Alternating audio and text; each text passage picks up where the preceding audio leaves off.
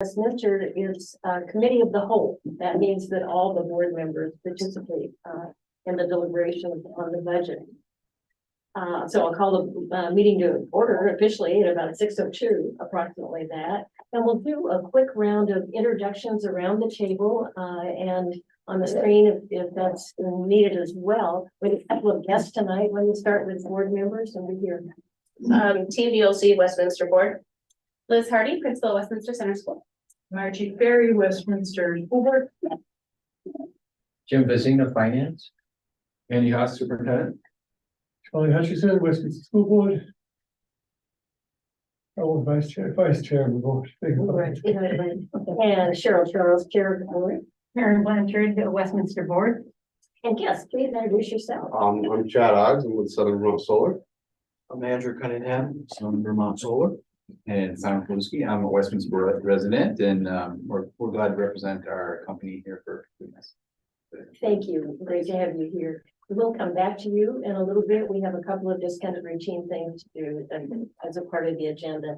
The first is to ask if there are any adjustments to the agenda. I do have one. Okay. Cheryl, two actually is we'd like to get board approval for some ESSER projects we'd like to get done here in the Westminster district. And the ESSER, I can explain more later, but the ESSER grants require the board's buy-in, even though it's not money you're spending. Very good. So thank you very much. And we'll add that as 5D to the agenda, vote on 2 ESSER projects. Any other adjustments?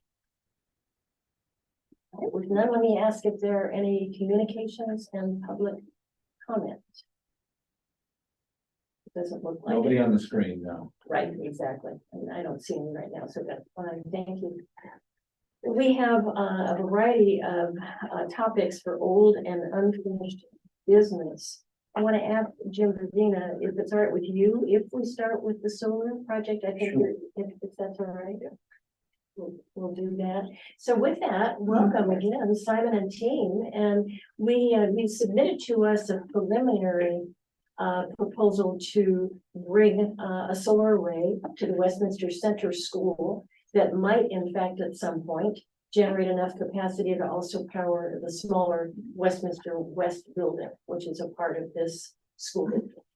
So you're clear on that again. And this board would public input on this, recommendations from the public, is looking at renewable resource alternatives. And I think, you know, we've heard at least another presentation having to do with net metering, but we'd love to hear from you. And I know we've had a little bit of back and forth. I don't know where you'd like to begin tonight with the light of day either. So thank you. Sure. I can start since we've been communicating.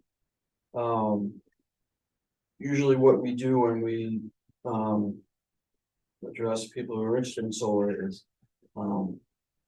give them a sense of what the scope is of the costs, obviously, because it's not always cheap.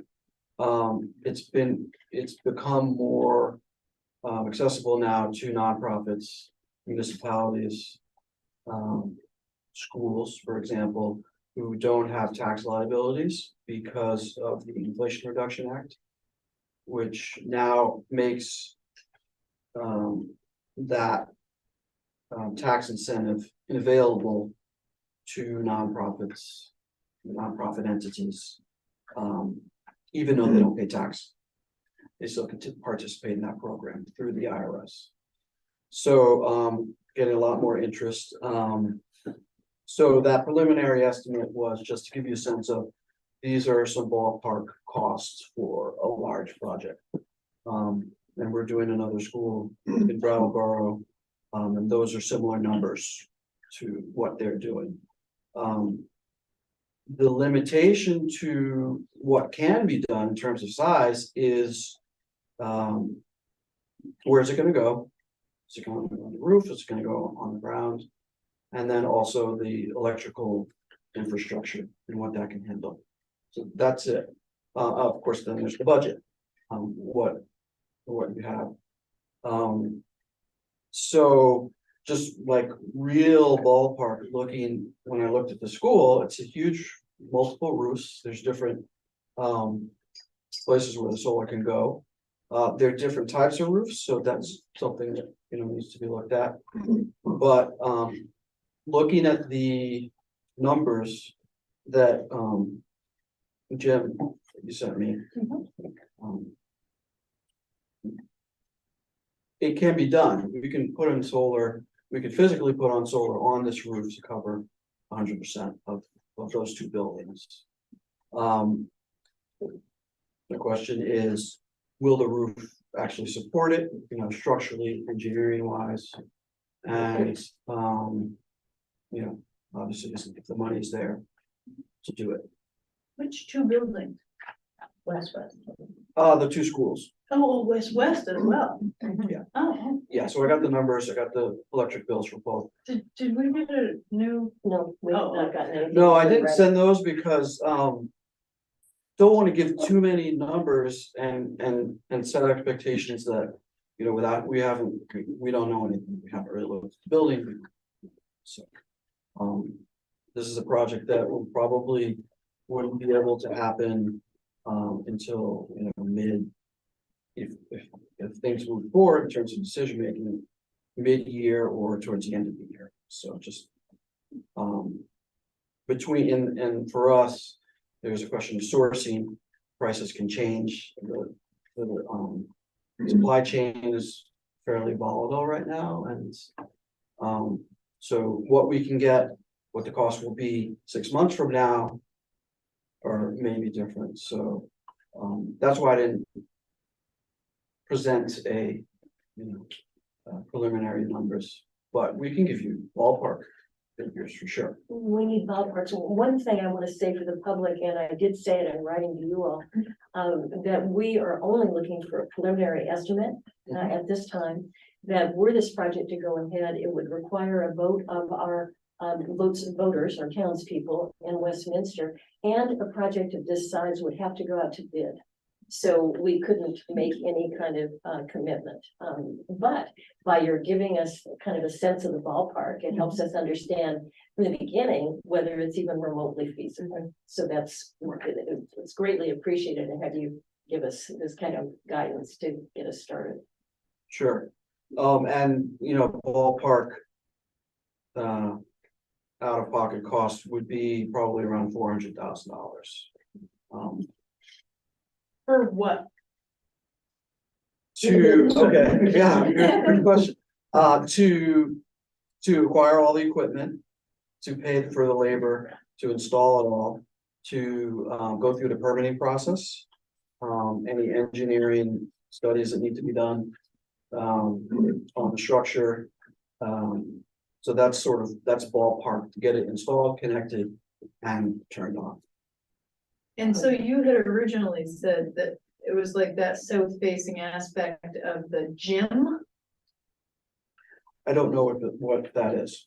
Okay, I'm just looking. Yeah, I mean, I know the roof, but I don't know that it's the gym. It's the gym. Okay, so we're talking about just this component. It would have to be more than that, because that only covered 27% of the electricity. Yeah, that's Yeah. that preliminary is just for that portion of the roof. And what are you talking about now? Covering The whole the thing? whole thing. Yeah, That's what it would take to do 100% of what you it want. would cover the entire roof. Yeah, please. And it's one, we would need to look You're at the facilities, Chad is our one of our engineers here, and he would, take a look at the mechanical systems, maintenance that's gonna have to be required for any mechanical systems on the roof.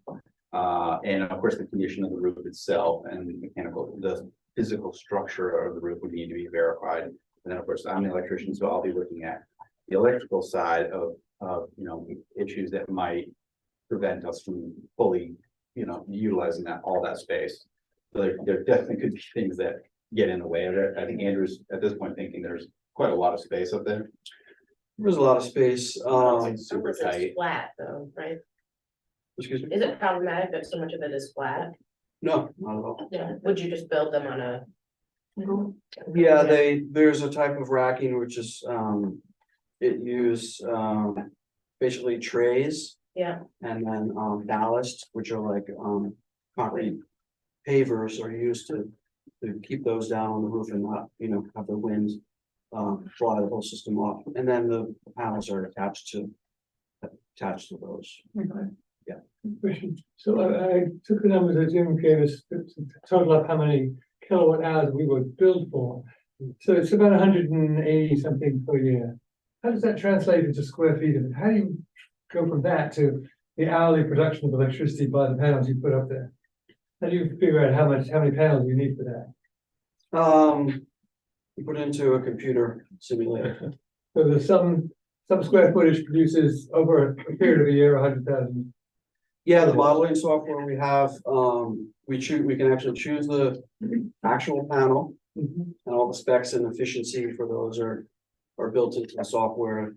Choose the inverters, which convert the electricity into usable energy. And then that's put into a model of the pitch of the roof, the azimuth, and how much sun this region gets. And that's a historical model over the last 20 years or so. Yeah, and it's actually very accurate. It takes pictures of the roof over time and it can see how much sun. It was amazingly accurate at our house. We have a tool that Yeah, actually, measures. This Yeah. is one of the tools that we can actually determine site specific what the exposure on the roof will be. We're finding this program is so accurate at modeling that we really are not using that tool anymore because Yeah, it's just a secondary. So are we anywhere near maxing out our potential? I mean, if it had been 250, could we have done it? What's the limit here? I think you're right at the limit of this roof space. That's what I'm asking, but Yeah. given what we've got, what's the limit? For instance, if we were building in future capacity for things like electric chargers, the heat pumps and so on, what's the maximum that we could produce on these roofs? Well, that would be something we'd like I to know. think this is the maximum. So this is the maximum. Yeah, that's about all I could, when I did a simulation, that was about all that could go on this roof unless, well, there is one east facing roof. Which is pretty wide open and that could be used as well. well, now this is a single pitch, right? We've got a basically Well, 5-degree there's one- like south pitch where Yeah, there's a- west or anything. There's a lot of different approaches we can apply to Yeah. solving like getting more in the same footprint and you end up spending more dollars on the equipment to do that. So like there's kind Once of you try and there's take trade-offs. out more Yeah. and more, trying to get to 100%, then you're spending, you could be throwing money at something that is not, efficient use of that money. You want to use the most efficient roof space, which costs the least amount of labor to install. Once you start trying to get more, you start spending more. So I guess, given that these things are supposed to last 40 years, presumably within that period, there'll be a lot more electric cars here, stuff. There'll be heat pumps, and goodness knows what else. Wouldn't we be wise to have built in at least the capacity to expand it or extra capacity right now? And is that possible? That's a good question. There's two ways to look at it. When I'm addressing someone who's putting in solar on their house, for example, and they say, what about some now and some later? I'd say, no, that's a bad idea. You're paying twice for overhead, labor, 50% of the cost. You're paying again to get a little bit more. So in those cases, I say, figure out what your future usage is going to be and try and build towards that. With something this size, I don't know what, to go and come in later and start adding on to it. I'm not Like really if the sure. budget made sense, maybe to work on a slightly smaller scale, we could certainly focus on one area. There's been a lot of improvements over the past, I don't know what, I was gonna say maybe 10 years, like panels have gotten a lot more powerful. But I'm not so convinced that that trend is going to continue because a lot of the technology that makes panels better today already existed. It just was more expensive to bring it to market. And so that was technology that were basically already existed. And I don't see any other obvious improvements that are going to be happening. Yeah, I think if the goal is to be, carbon neutral. You can choose the best use of your money for the most efficient system you can get, even if it's not 100%. And then if you want more, once electric chargers start filling up in this parking lot over the next 10 years, there's other options to, get green power, whether you're buying it from, community solar site, or if Westminster has, has space to do that, there may be, those are types of options that could happen in the future. Like an offsite option or a Yes, second offsite facility such as like the West School potentially could be another site. Right. As things stand, if it's on the roof and the electricity is being used as it's being produced, that's the most efficient scenario. Once it goes into the grid and you have net metering, you're not getting 100% value for that production, because what you get paid for net meter electricity is a lower percentage from what you use directly. Other questions? I guess when you quoted the 400,000, just as a ballpark, I understand that. Did that include the incentives, the direct, No, that's just the base? the start. Right, the incentives would be 30% according to the Inflation Reduction Act. Okay, So, you would have to wait a year before you monetize that. Because it was installed in 2023, so you're not gonna see that money until 2024. So that will reflect a different budget cycle maybe. I don't know how that works, but for what you would want to think about, sort of, if you have the money, great. If it's being financed in a sort of way, you're waiting 12 to 18 months before you get that money. okay. Incentive money. Would building the system also be contingent on the strength of the roof, so that it would be able to withstand like a ballasted system of this size, or do you have that information already? No, so potentially it could, potentially it couldn't. Withstand it. Okay, Don't have any information. because how much would a ballasted system like that weigh? I'm sure, can you tell that? Something me off the top of my head? Oh, no, Figure that, for a flat roof, that's the typical installation. it. So, yeah, those are the numbers, assuming. If there's any engineering work that needs to be done. It may not. That would be a good first step, I think, for the school, is to conduct a independent engineering study. Hire a professional engineer to come in and say, what can we actually put up here? Is it even possible? And so following, if it turns out to be impractical to put it on the roof, does it cost much more or less or whatever, put it on the ground? And if Yeah, how does it definitely differ? costs more and it's a lot more complex. There probably are some existing studies that have already been done with regard to this building. I'm sure, like when they added on to this building for the gym and stuff like that.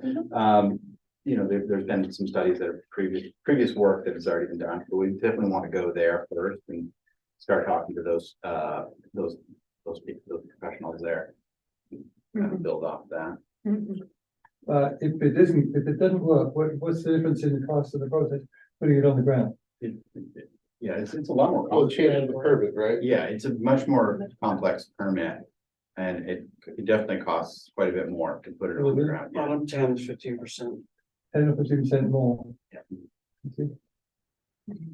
Can you help us a little bit with the numbers? What we've been looking at is if we were to participate in a net metering project with our current rate of use at about $37,000 a month for a month, a year. Yeah, a month, 700 a month. Okay, it's 37,000 a year. Yeah. Yeah.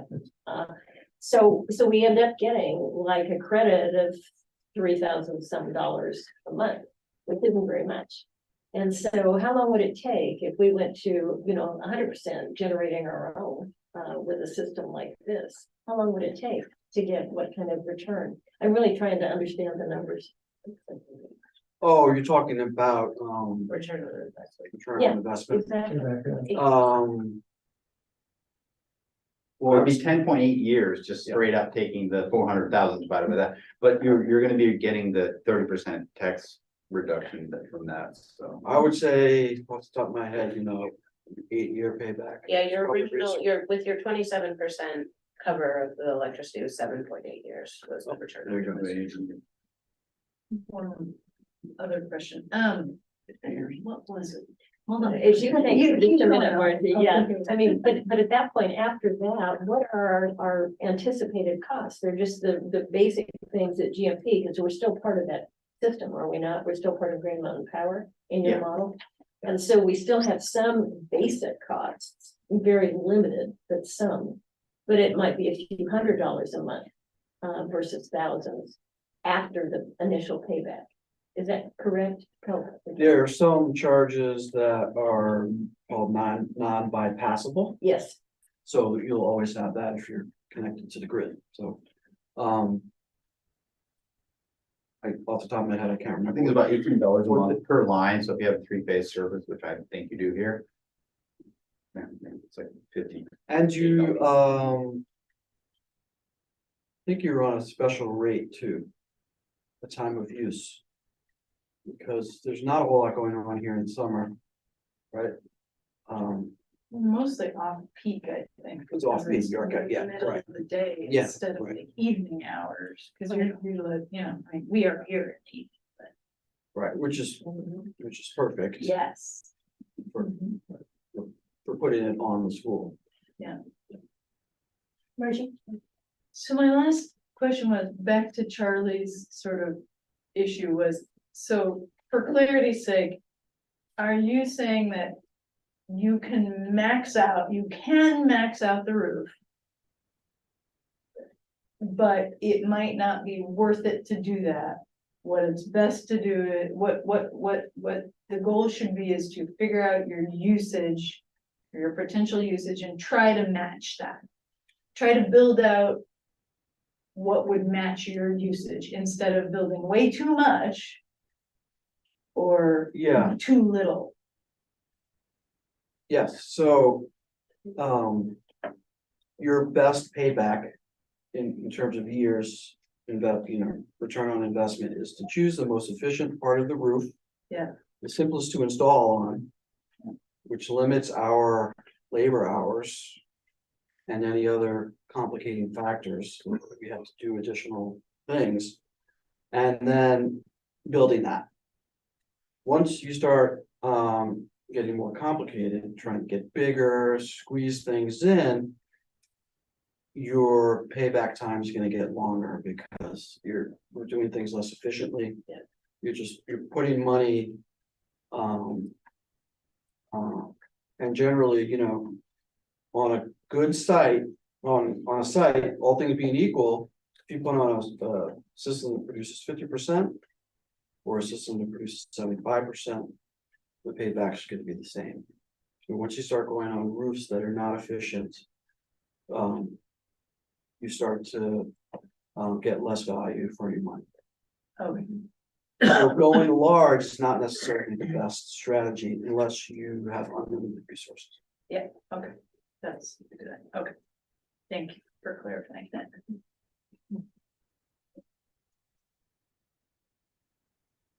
Just thinking.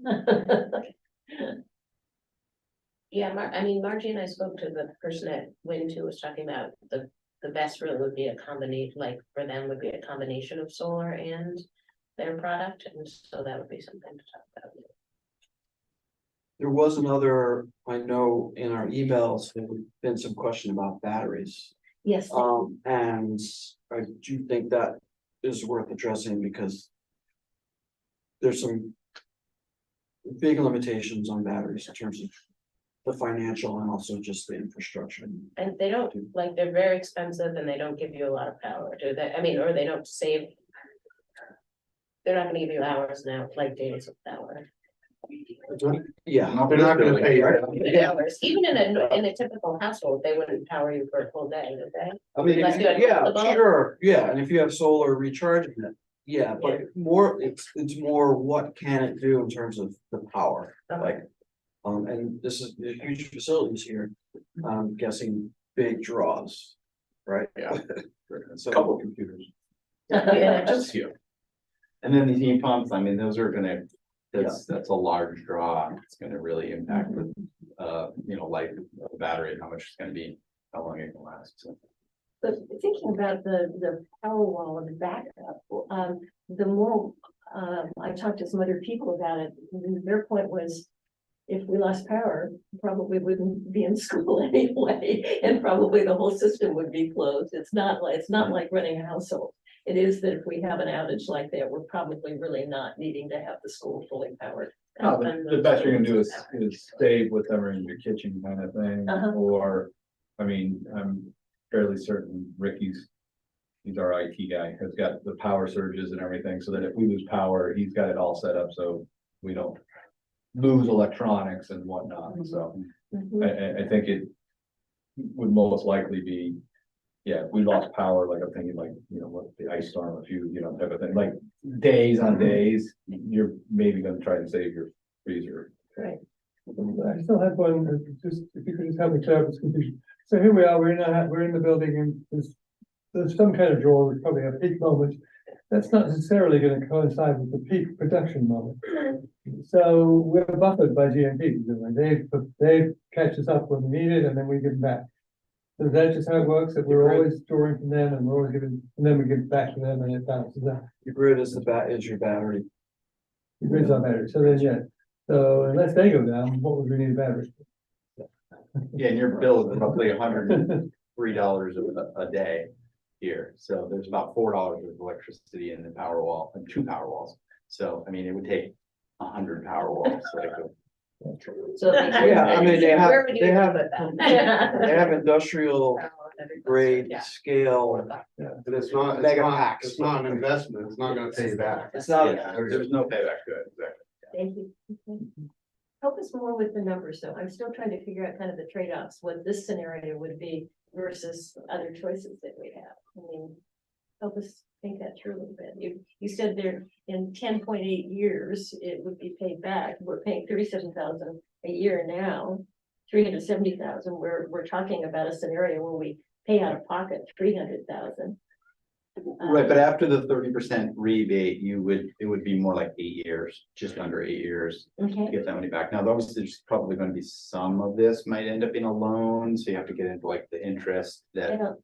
sounds like they If you have it and it's all set, there can be some interest, like obviously in getting that 30% back from the IRS. You have to wait and that Right. year, you have that 1 year Right. to think about.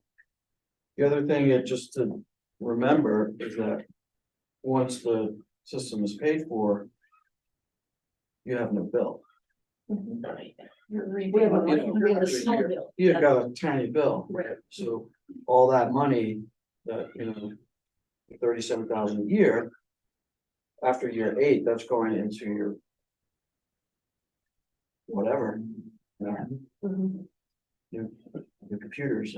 Mhm. And we typically use 25-year inverters and equipment. That's kind of expensive equipment. So when we're getting up to this scale, there's definitely a point when you start thinking we should look at different choices in equipment, because when you're dealing with smaller systems for residences, you really, maybe it makes sense, but when you're gonna be, and this is, we're talking about, was it 400 panels or something like that, it's gonna be a lot of money going out into the inverters, so we should consider, whether we're gonna get something with a lesser warranty, because it would be a lot less upfront cost. And then, down the road, we might have to do a replacement. That's sort of not what we do mostly. We do these 25-year inverters, so there's a lot more upfront cost, but then you don't have to worry about it for 25 years, which seems like. What is the cost of replacing an inverter? It can be fairly economical. I mean, it really depends. if the same equipment is available, that can be a question mark sometimes. We're pretty good at switching them around. Chad actually fixes them for some of our sites. It can be, you know, pretty economical, but like the basic cost of the inverters are, around 40 cents a watt or something with these phase inverters. Yeah, They're pretty expensive. And it's about a quarter of that. I think it's about 12 cents a watt for like commercial stuff. So yeah, I think, that's, let's just take a real world example, an inverter fails. Maybe the inverter's a couple $1,000 if it's not under warranty. A single inverter? Yeah. Okay. And then the labor for that would be an electrician's rate. $150 an hour or something. So. Those models in terms of the maintenance. I did not put into anything we're giving you, but once we come up with a system design, I've checked with Chad, who knows about, you know, maintaining systems, and we would have to come up with a number, and you could factor that into sort of long-term maintenance. I mean, I think the equipment selection will come down, we'll have a, you know, a real clear study that says, you know, with this equipment, this is the cost over the life, and then if we go into a lower. Lower level equipment and may have to get changed out midway through the life of the product, but at the end of the day, they're both gonna operate the same way, and it's just gonna come down to dollars and cents, what makes sense. So I figure, how many of those $2,000 inverters are we talking about? 16. Hundreds or dozens or? No, maybe 20. maybe, It's really in the same It solar. was 4 for 27%. okay, So it's probably 16. yeah, So there you go. there you go. We should try to Thank do you. that. That's okay, I have it. She's an athlete here. Yeah. I said, you said you're doing a project down in Brattleboro, at one of the schools? Yeah. So what school are you, It's the St. Michael, okay, all right. Catholic, Yeah, no, and, got a lot of interest from schools, area schools now, just because of this incentive, makes things viable now. And we generally try to go towards that 25-year product offering, because it does cost more, but then I just know that we're breathing easily and it's covered. We don't think about it. But Yeah, no, we'll definitely go with, everyone would feel better if you use the higher quality stuff. I mean, when you're spending that amount of money. Do you have recommendations? So if it was like, we would get the best system for, let's say, 50% of our usage.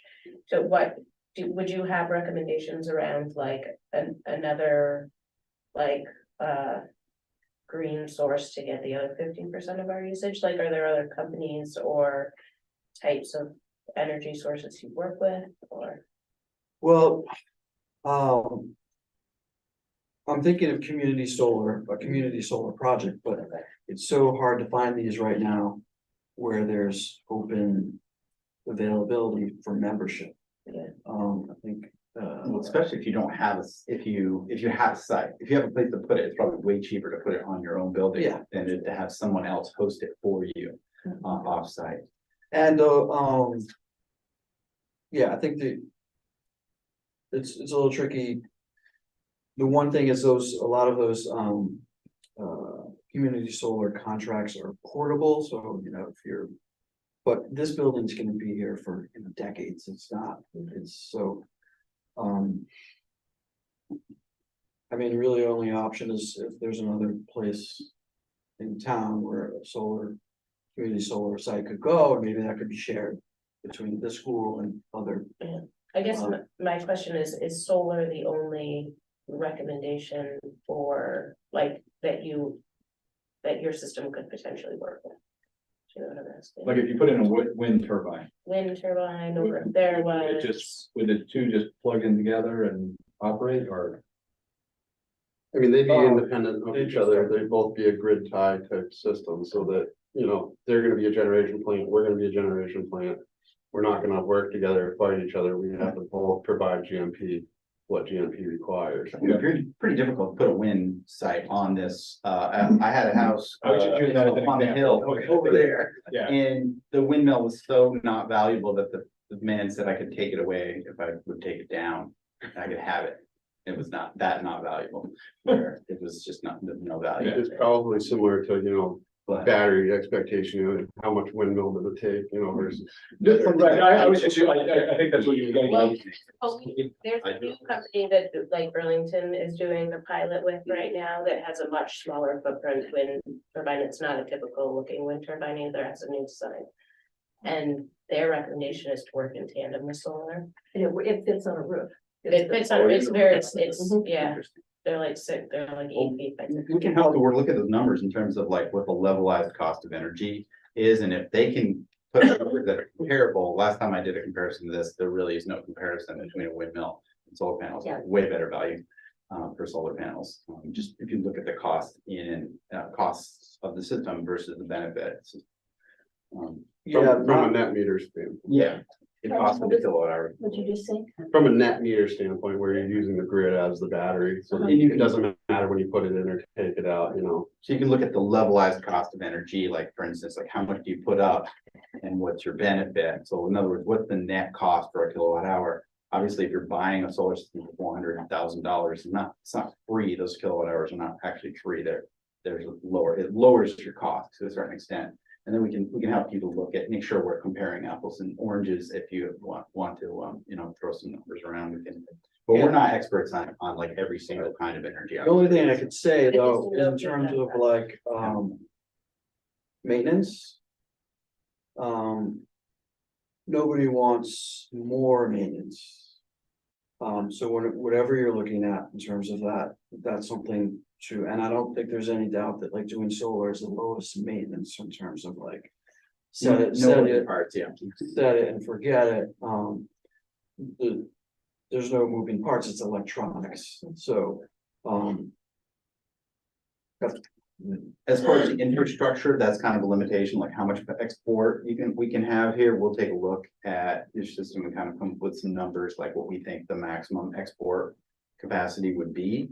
So whether it's coming from solar or from a wind turbine or something, there are hard limits to how much power you could export at any given times. If the building's like just sitting here idle and we're pushing all this power, it has to be able to safely get outside the building and spread through the neighborhood so that you can receive benefit or not. yeah, when we do, a site visit or analysis of this, we'll be looking at like, what are and so will we not, what are the transformers serving this building, what's their capacity?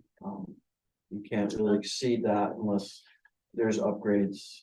Those types of things would be additional costs that would not be factored into our. Right, and we're gonna work within the boundaries of what you already have. We're gonna assume that we're not gonna be doing like massive upgrades. We'll start with that idea anyway, that we're gonna try to see what's the capacity of this building and kind of work from that. So what sort of Andrew was saying, it's like picking a spot where no upgrades would be required. Yeah, that's that's an example of trying to go big, which has these additional costs. Yeah, because it's going to Yeah, be- so Teen, you might, it might be worth sharing that information about these new different kind of wind things that are on the roof. That if you don't know the company, it would be kind of interesting, just because you're professional folks. Sure. And might be interested in seeing something like that, so I was just thinking. Happy to look at it. Yeah. I'll send it to you. I don't give you the lowdown. That'd be great. occurred to me that the time of maximum production, which is the middle of the summer, is the time of minimum usage here. Right. So are you saying that the transformers on the poles out there may not be big enough to take everything we can produce? Well, they probably can, they probably can handle it. I mean, we'll take a look, and see what we have there, but just the point is that it has to match, whatever you have for transformers. You can't really be exporting more than. But you think it's unlikely that we could back them out? No, it is on a large system that happens. I see, so Yeah. that's something. Okay. One last comment from me, and then I'll see if there are any more questions, and then I'll give you a timeline. kind of set of information too. The last thing you might not know is that we have a lot of land here.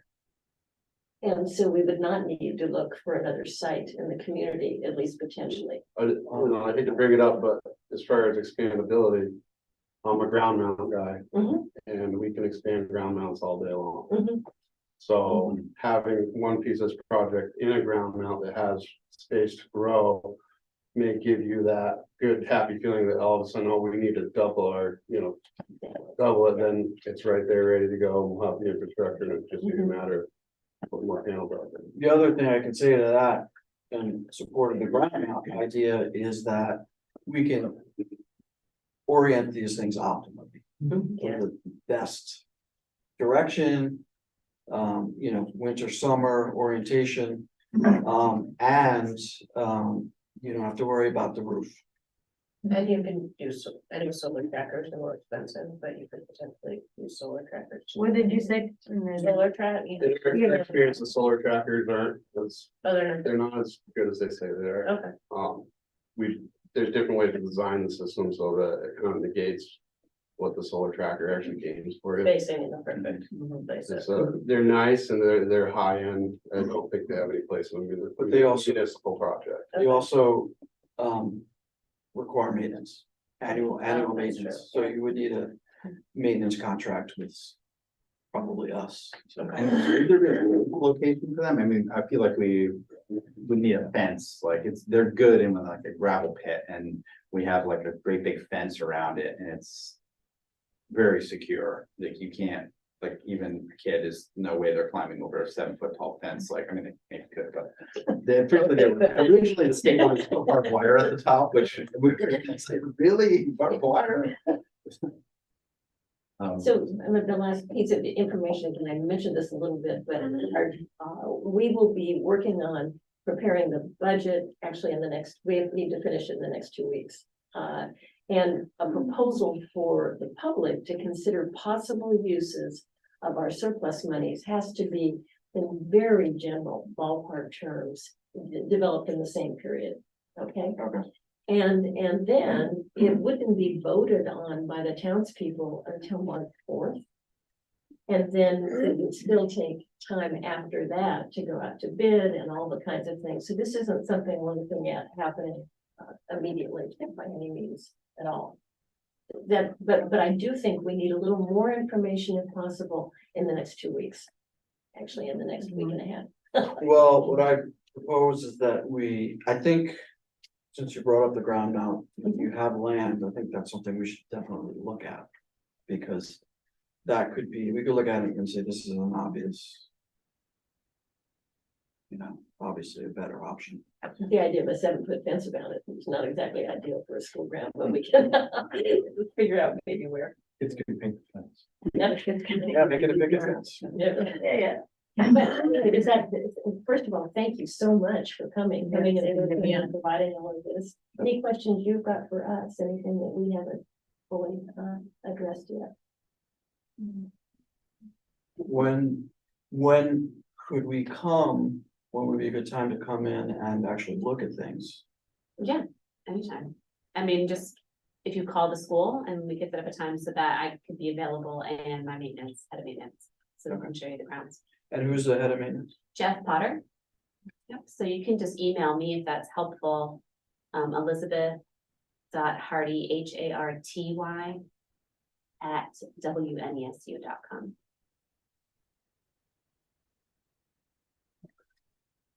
All right, yeah, well, Great. we'll get on Then we can connect. getting more information and we can get that very simple, numbers. and- I think Jeff might have some ideas about who maybe has done some engineering studies on this building. It's his first year.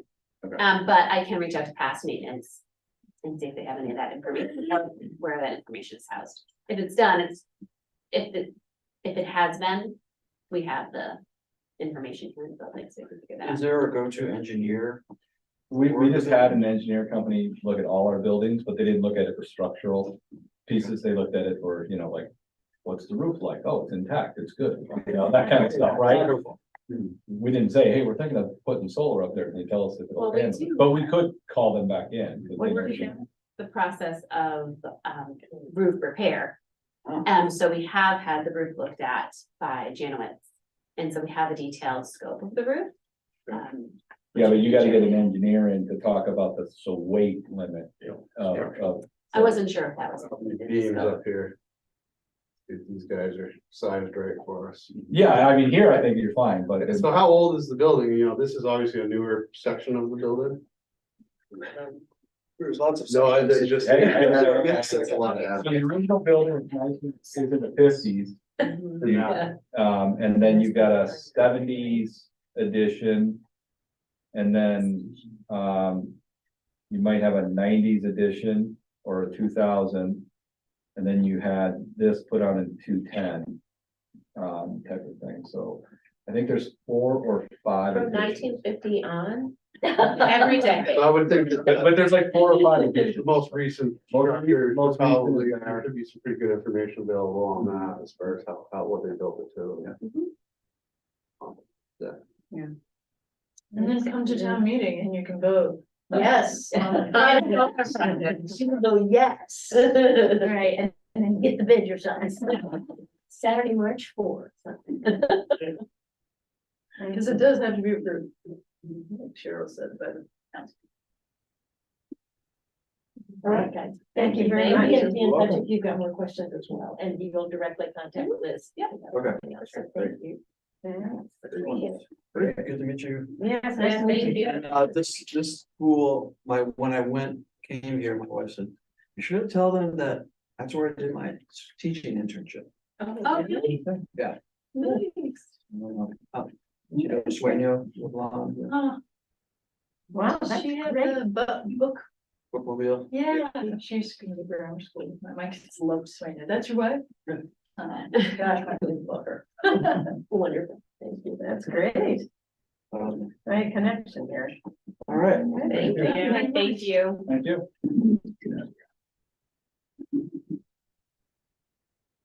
We can probably leave this topic for a bit and go to Jim and look at the draft 2024 budget.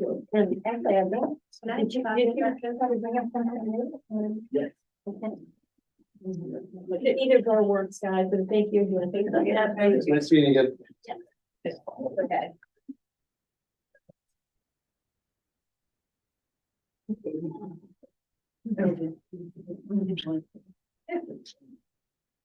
Version 4. So I just. Again, I added a couple items today. And so I just want to tell you up front. So the real number and the packet that I sent out, it shows an increase of 656,713. What, And the number, the new number, because I added some HSA health savings account adjustments. And there was also Kara that we just recently hired last month. And it's right now we're looking at a figure of 684,822. That's not what you just handed us. No,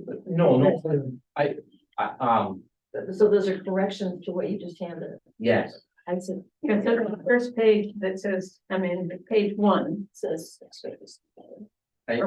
we're looking at, right, the version 4, yes, right, correct, page 1, yes, the final figure is 684,822, yes. okay. So, I mean, as we've talked on the budget, I mean, it's just several items that have increased, tuition. And we're up 413,584. And that's what, give me the line. I'm looking at line 37. 37, okay, Yeah. thanks, yeah, there we go. And again, this year we were at 888,000. And I think we're coming in on an actual, but a little bit less than that. So, I think that we're coming in less than 888. yes, Okay, that's not what you thought recently. You thought we were gonna be overspending. Well, I don't think you'll be overspending based on the invoices that I was looking at today. So I think you're gonna be okay. I don't think I have those here. Now, but I feel like is that the tuition is pretty, like, that is so fluid all the time, right? Depending on the class size of students moving into seventh grade. So it just depends on how big the class is. Depends on how big your sixth grade class. Right, okay. So we have just a huge increase in seventh and eighth graders. From 52 to 61, and the most current numbers you gave us. And we added 3 in as buffer, right? That was the suggestion. Last. Yeah. But The part, as Jim knows, that I'm struggling with is trying to figure out what the tuition rate is that we are to use. And I've asked several times, I've asked the state, they haven't gotten back to me yet. Liz and I both thought it was that average number at the top of the documentation from the state. Normally a school district uses the tuition that's calculated for the expenditures. And I think if you're a private school where you don't have necessarily a calculation for the tuition, they may use the state averages. But I think other than that, usually any school is going to use the cost to recoup what their tuition is. Except that it's based on equalized pupils and the numbers that you were using, taking the actual number of kids and dividing it into the total budget, it makes it astronomically high. And that's not how the state calculates it. So I remain confused. Well, I may be wrong. I may have done it wrong all of these years. I doubt that. But I do know, and I mean, it's with the tech centers, it's very similar to that. Uh-huh. Is they'll take their tuition developed by the cost that they have. Because the one thing that always happens is there's a reconciliation. And so if you charge a tuition, and at the end of the year, you got $2 million of surplus, guess what? You're gonna return it. And so if it's over 3%, you have to go back and return whatever monies that are due, whoever paid the tuition. If it's under 3%, you don't necessarily have to. So there's an absolute reconciliation, and that's why January they collect what you want to have for tuition. Later on in the year, they'll have it set, and that's what they go by for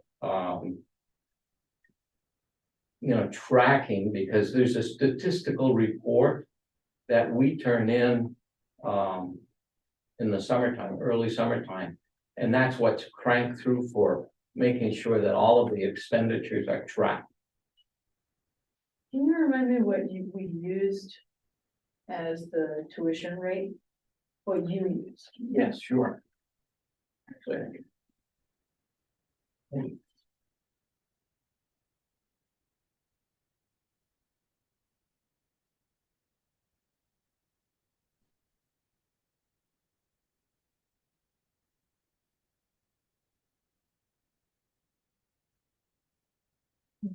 Here, the tuition is, but what the difference for everybody's is 41 for this one.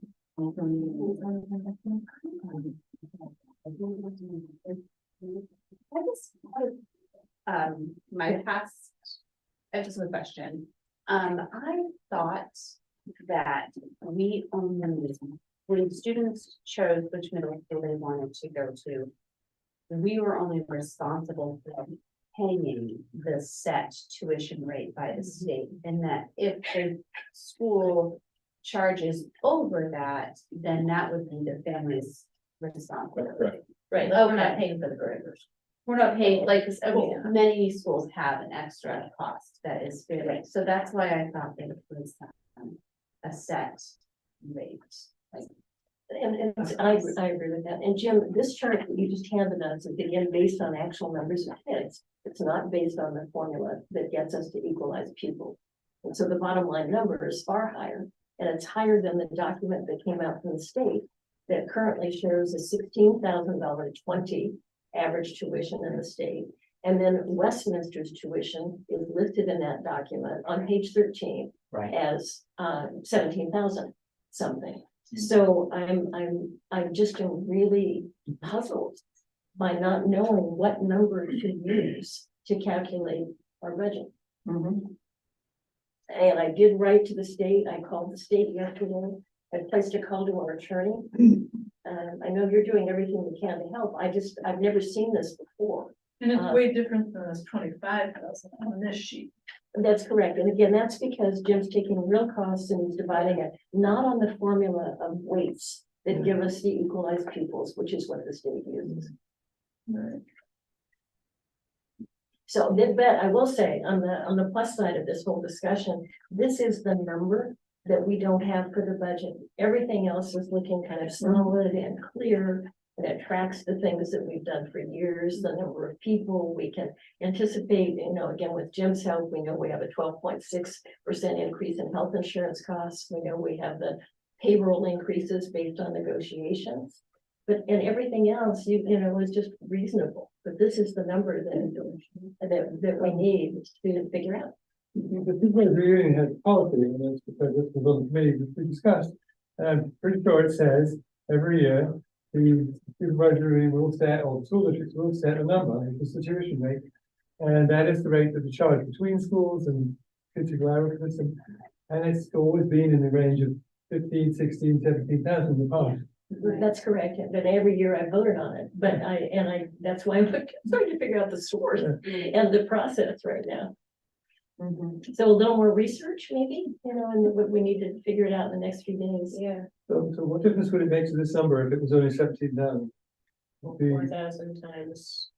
Yeah, So That's a 200. Big quite chunk of money. $1,000. yeah, it's significant, and that's why Jim has been raising this concern with us, I get that. And it's just not matching up with what I've experienced previously, and I don't know why we can't get an easy answer. I'm not pointing at you, I'm actually looking at the state right now and trying to figure out why we can't. I can only state this, I wish it was easier to get a hold of the state, Oh, but I want to tell you, you're living my life. yeah, Because I have not had a lot of fruitful calls and connections, although I will say Brad James is very helpful. But wow. So you're saying like in lieu of having another number, you're using this one as an overestimate. Well, no, I think eventually each board has to approve a certain tuition that they're going to charge.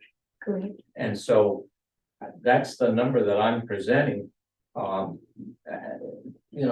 At some point in time, the superintendent will ask for a number. Yeah, but it's not based on keeping the tuition. But I think,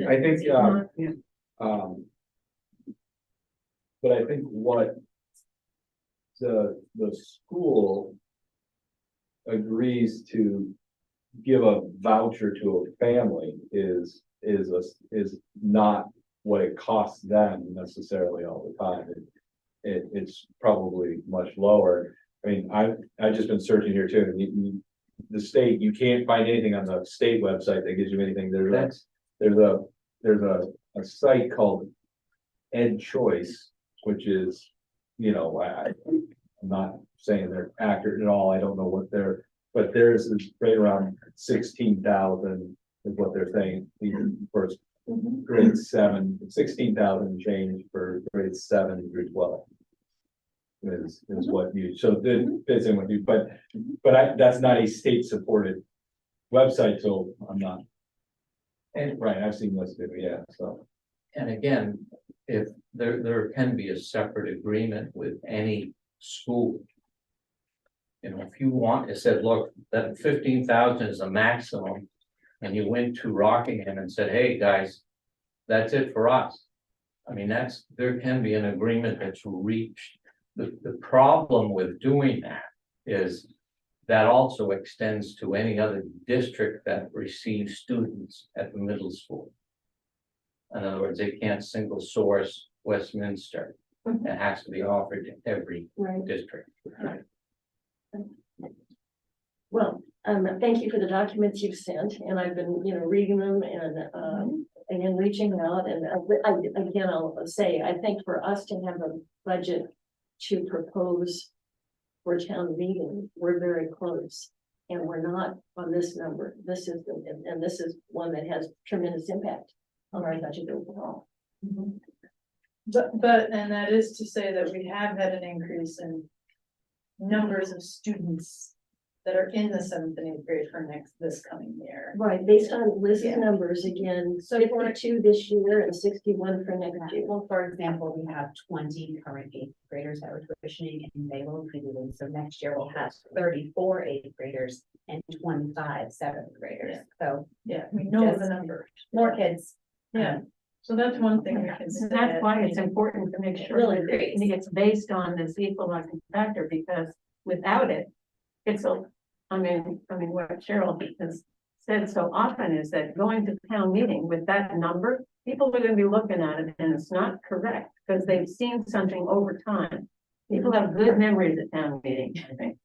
So, How many students do we have 7th and 8th grade this year?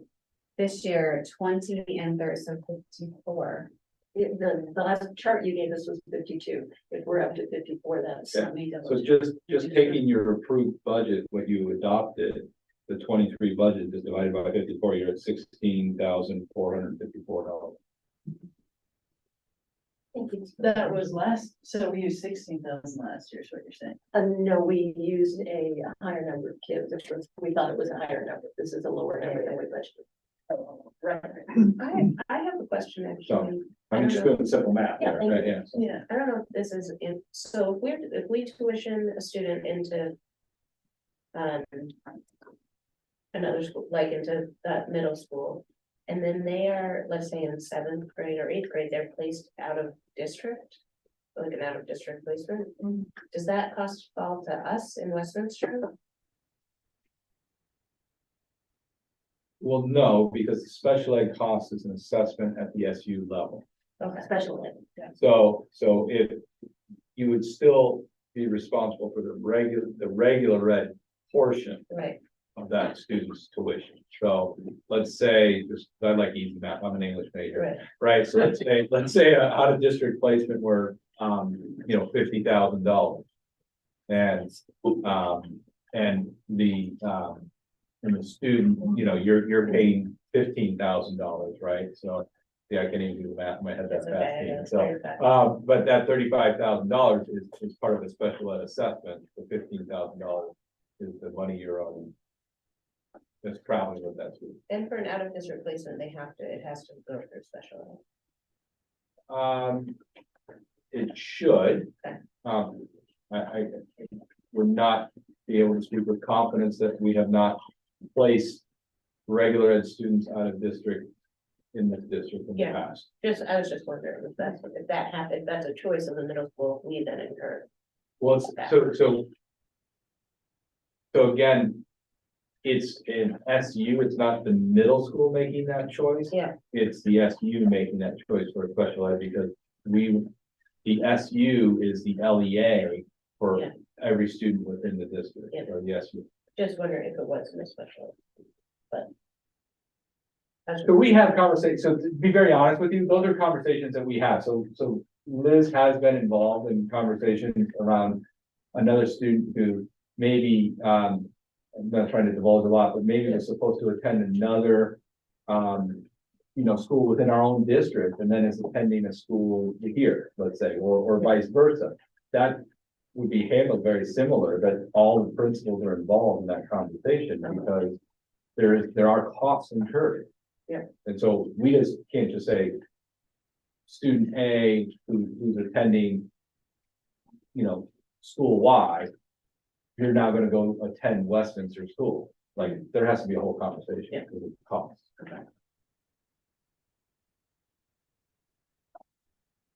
This proposed 5 point, what is it gonna be? 5 point, what's the new total? That's a, not the increase, but what's the new total number? that you're 684, 822, you mean the. Yeah. Say it again. 688, That's the increase. That's the increase. What's the total proposed budget? 5,303,592. Okay. So, it's close to the budget 2 years ago. It is this much higher than last year's. You know, there are there are ways to explain all of this. That I'm comfortable with, again, the increase in compensation to people based on contracts and the increase in health insurance. Numbers of students increasing actually a little bit, although it goes up and down.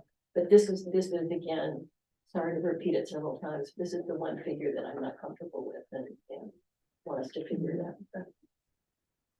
But in that spirit, I was looking at budget to actual again and thinking about Jim in the first 6 months. I still don't see the legal line. I saw it before, the legal line in the principal's office at $5,750. I couldn't see it in the printout budget to actual that was just sent us yesterday or the day before. Just, I think the swim, just, that's the. As of like 30th. Yeah.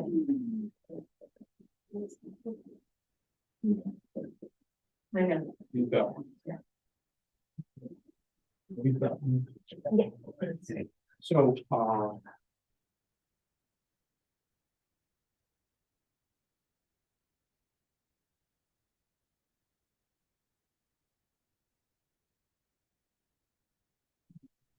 let's see here as well. Is that there is one for other professional services. Like, and there is the legal services, and there's no line, but if you look 3 lines down from, this is page 8. Page 8. Are we looking at the The Fiscal version year 4? Are we looking at the The skinny one, Thank you very much. Thank you. yeah. Yeah, It's a double up. yeah, it's just double. What page number did you say? Page 8. Yeah. And there's a function number. Just a 10 lines down, which says 2315, which is legal services. I mean, I will say this, There's no figure there. typically, there should be some monies in there because that's where we're trying to put the cost. And again, I probably will move the legal cost that's in the principal's account into it. You know, one of our previous versions, we had it in 2 places, in her office and in this line related to administration of the board. So I'm just puzzled why it disappeared. Yeah, I'm not sure, because the bottom line is the same. Okay, yeah, That bottom line is 4,618,770. So, yeah, and this is where I try not to move too much, especially on the budget item. But I'll go back and take a look. thank you. I guess as a point of information, one of the last things I'd mentioned to everybody is that I tried to go through thinking of the taxpayers again. I took the budget, as Jim has done, that we gave to the public last year. And I compared what we gave to them line for line to what we're proposing now, and the numbers are just so different. And it's just impossible. You found this as you were trying to figure out the latest version. So, you know, in our quest here to clean this up, recognizing the tremendous progress that's been made, I look forward to a time when we can compare apples to apples, and we're not there yet. Certainly not. Yeah. And I mean, I will say this, all the principals are having a tough time crossing over. Because it just doesn't lend itself to knowing clearly what's in there. I just want to mention, I had the invoice for this year. Uh-huh. And, and again, I'm not sure, Marlene has done the invoicing in the past, and I don't know for how long. But she has used, the state information.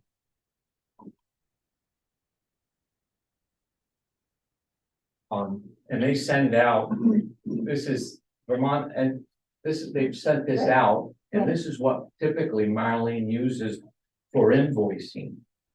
And I mean, the invoice this year, the unit price is $20,928. Which page and for what? No, I mean, seriously, which page for what are you? For tuition?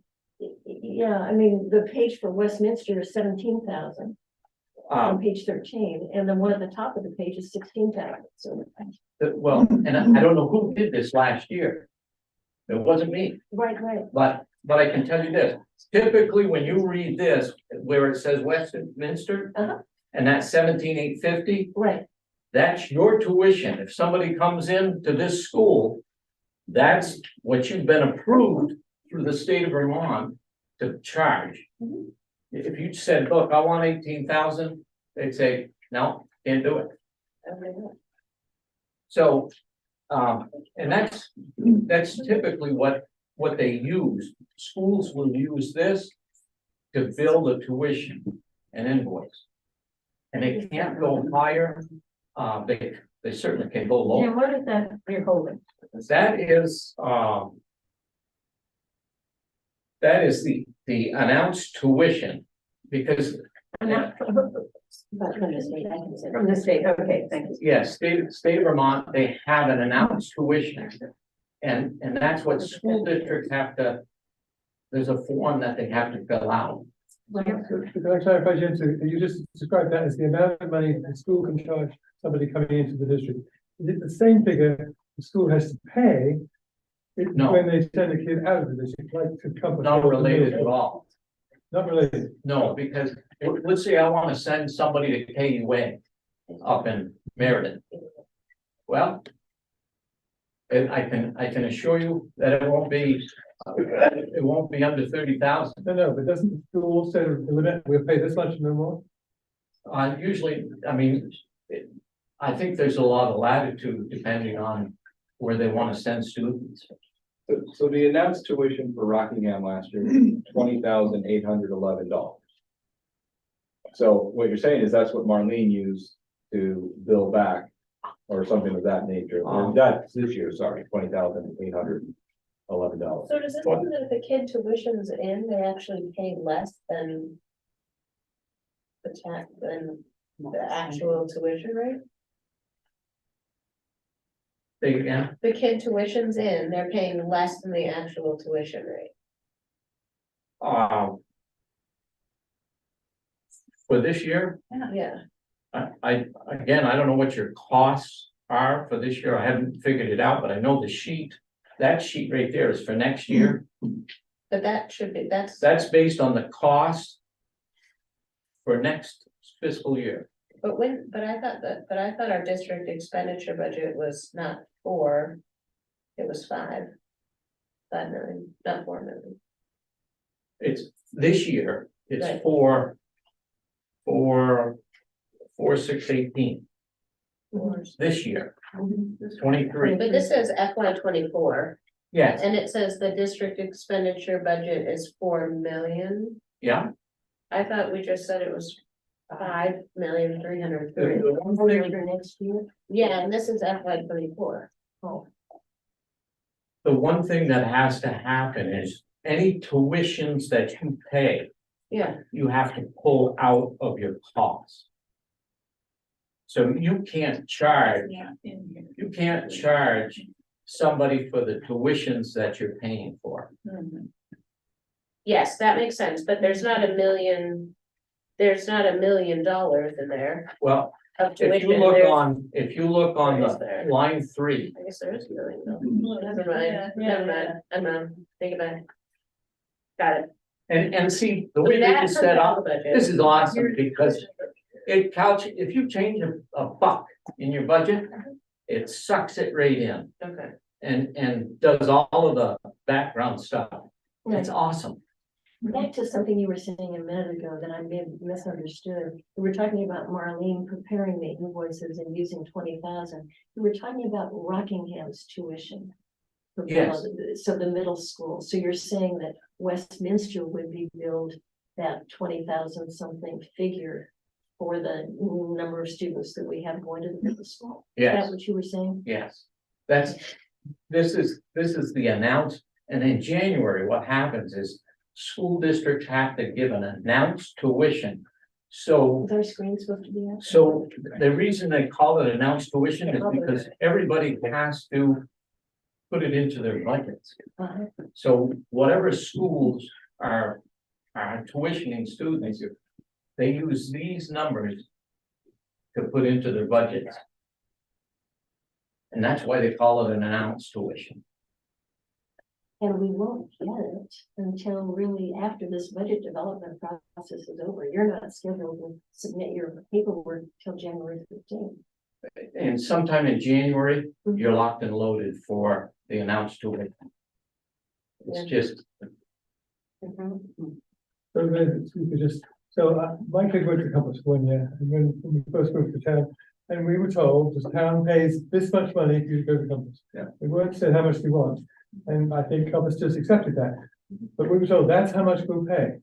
And so where did that number come from, this amount that they would pay? That's what we're asking. I believe Compass charges that, No, it was the other end, it was driven by the town, we were paying this much. I believe they, waive the rest or whatever. I believe they charge, that 17,278, which is it says average announced tuition for 7th through 12th. Mhm. And I think that's what Compass charges. So my understanding, it wasn't driven by Compass, it was driven by Westminster. No, so Westminster would only pay this much. So there's, you have an odd relationship between the town of Westminster and Compass. Right. Because of the origin of Compass School and how you had intertwined members of their board and members of this board when it first adopted. And so they've tried to keep very close of their tuition to what Westminster is willing to pay, because that way it worked for them and the families, so the families did not produce extra funds. But there's the, what Westminster is willing to pay. So when do we decide what is Westminster willing to pay? You have announced tuitions have to go out by January 15th. So that's the people coming. That's. So if most of our 7th graders, 6th graders go on to middle school, let's say, most of them, we're beholden to whatever Rockingham wants to charge for that. Correct. And we don't know that until whenever they announce it. No, but I just want to tell you why in this development process, I've sucked in because the new figure is 21,000. And it's, I rounded off a little bit because again, it's not an exact science. I put 21,000 in the Westminster budget. And on the revenue side, for Rockingham, I put the 21,000 as well. So I've got to match it. I've got to match it exactly. What they're gonna get for revenues. But in terms of knowing what the number should go in our budget, it's entirely dependent on what Rockingham, or pretty much entirely dependent on what Rockingham is gonna build us for those kids who go there. They know, I mean, they have to bill you for the cost. And again, that's what I'm saying is I'm cranking out the cost. And I guess the division, what it's divided by, I'm using actual students versus another number of equalized students, which I've never used it before in tuition calculation. But I'm not saying that you couldn't, if you said to Rockingham, look, we want you to divide it differently. They may say, great, we'll do it. Maybe we just say, what are you gonna charge us? So we put it in our budget. And they'll say 21,000 right now, Okay. because that matches their expenditures. I mean. You're one supervisory union, you're not gonna have one district, you have an agreement with them, so you're not gonna have them come back and say. Yeah, we were looking at 21, but we're coming back at 29. No. I mean, they're gonna, there's that piece that happens there. And when we were having to produce these last year, my recollection when I was dealing with Glenn Haskins is there's like. At least a half a dozen ways to calculate his tuition rates. Like, that's like, Well, they should have one. I'm not disagreeing with you, but there are different ways. I remember Glenn talking me through it a little bit and trying to figure those numbers out. So, but I would not anticipate that Rockingham is going to go higher than what Jim is saying, so. Is that good enough for you, Cheryl? Wouldn't anticipate, or do we need to know exactly what they're gonna charge? I mean, it's really, I'm still confused about some aspects of this, quite honestly. Sure, we always got to be in French. Oh, yeah. Liz, try I again. just have a question, because it's different than my previous thinking, so I'm trying to shift. I thought that not only did every school have a tuition rate, but there was a standard middle school tuition rate set by the state. Like, I didn't think we spent different rates to different schools for our 7th and 8th graders. I thought there was a universal rate that was somewhere between $15,000 and $17,000 that was set by the state, which might not be set at this point, it sounds like. But is that accurate, or are we now thinking that we pay different schools different amounts based on it? Based on their cost, because Right. the whole tuition is to pick up what you're expending. But I guess I have another question. So because kids can go to a private middle school and we're not paying the entire private, and we say as a school, I have been, maybe this isn't accurate, is we pay the state tuition rate. And the school might charge more. So you might say, yes, but the family is responsible for $3,000 more. Yep. Is that, and so that rate that the school accepts, the private school, for example, accepts the state tuition rate. I thought that was a general state tuition rate that's on the top of that document right there. Yep. Because otherwise, kids were paying less for private, like if the kids were to go to a private school, then we would be for the middle school. So why would we pay any middle school that top rate? And in between. I mean, I don't, most districts will say, look. This top line here of 17,278. Well, our costs are 22,000. That's what school out there, middle school out there may have a higher cost for all kinds of reasons. Maybe they bought oil at the wrong price. Right, but as Westminster, we are only responsible for that top line. Yeah, I don't even know if you're responsible for that top line, to be honest with you. I don't know when because you're talking about the parent placing their student. Right. I mean, in some ways, they're responsible for the whole bill.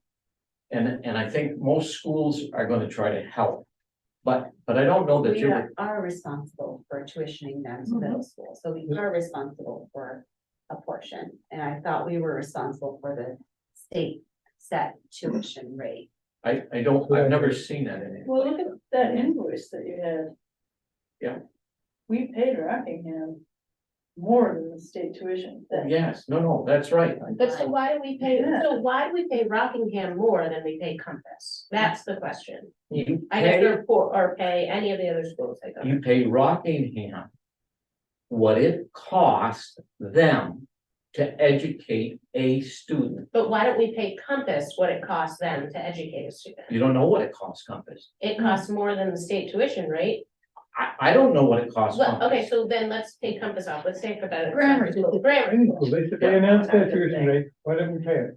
Let's suppose they tell us in good faith, it costs us 22,000 to educate our students. Why don't we pay that to Compass? Why do we only pay what the middle school charge, why do we only pay what it So costs I the think, middle school, but not what it costs the other schools? and I don't mean this out of disrespect, the same question's been asked numerous times. But it's not been answered. No, I understand. I think we need to go back and research it and to get you that answer, because I don't think. I don't have a solid ability to give you that answer, and I think that's what I've heard from Jim too, is. He's using a metric that he's always used. We have to go back and look at it and do that research to give you the answer. That's why it's not getting answered. I don't think we can answer that question. Right, so two parts to it. I agree with that. Karen has wanted to say something and then I've got another comment. Go It's ahead. just, when. That every school, is setting its rate, right? But it seems to me that it needs to be consistent about why it's whatever it is. In other words, that there's a template.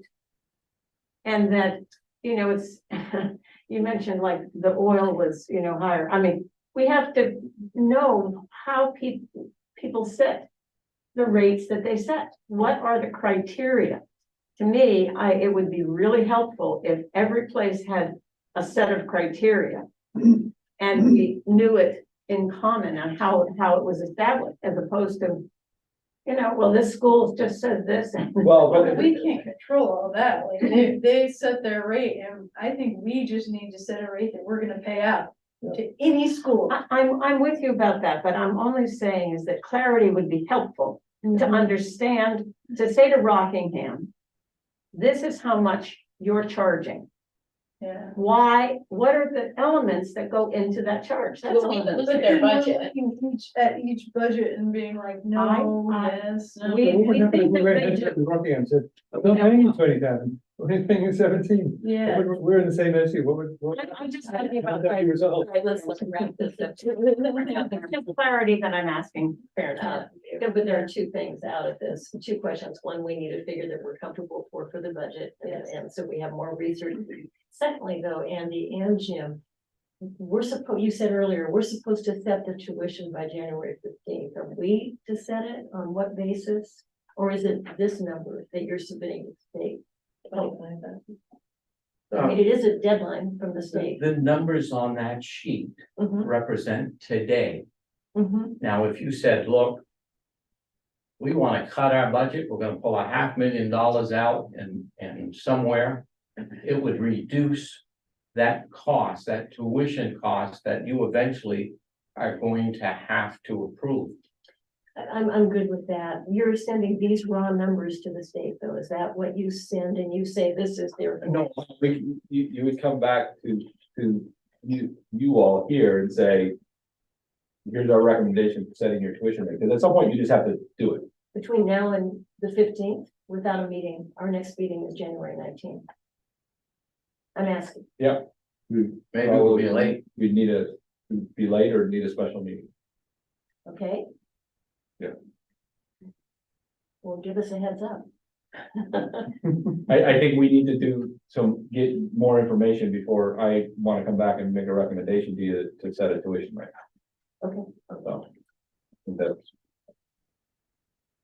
Again, I haven't been on the board forever. This is going into the 8th year. And I've never had this kind of confusion around setting the tuition rate or this kind of discussion. I don't know if it's actually been brought to you in the past. We voted on a tuition rate at board meetings, and I called David Major yesterday. I talked with him about it, he being the most recent chair of this board. And he remembered aspects of it and not others, but it's valuable to have this in-depth understanding. This will serve us well, all of us going forward, but it's really a puzzle. We invite David to the next meeting. Sure. Yeah, I'll ask him. Yeah. So let's take a look at possible uses of the surplus. I created a little document that we could use to guide us, and so I sent it electronically, but I printed some copies and I think you did too, Amber. This was just trying to be a summary of things we've been talking about. And it's in the format that we have to provide. It's this one that says draft and it's. Of the article. The The article. articles, warning of articles. Yeah, we got that.